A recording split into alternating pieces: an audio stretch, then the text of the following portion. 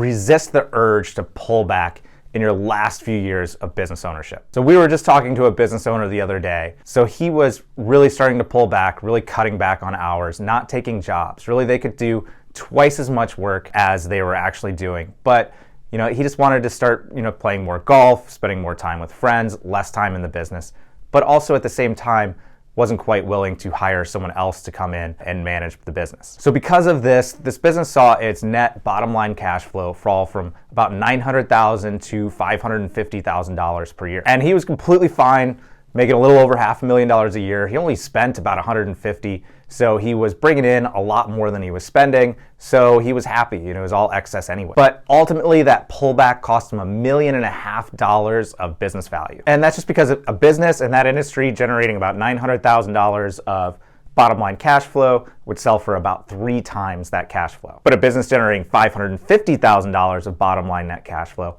only sells for about 2.3 times that cash flow. So not only did his cash flow fall from $900,000 to $500,000, his multiple fell from 3 to 2.3. And even worse, he proved to the buyer that the business is highly dependent on him. If the business wasn't so dependent on him, the cash flow wouldn't have fallen so much as he started to pull back. So because of that, now the buyers are likely going to ask for an even larger seller note than maybe they would have otherwise. And that's going to result in even less cash up front.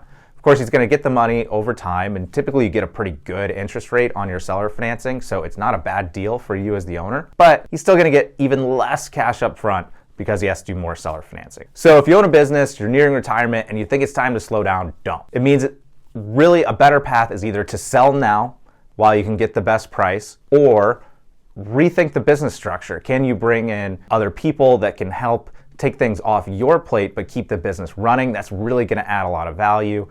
Or can you automate any processes or anything you can do to improve the business so that you can generate the same or more cash flow taking fewer hours from you?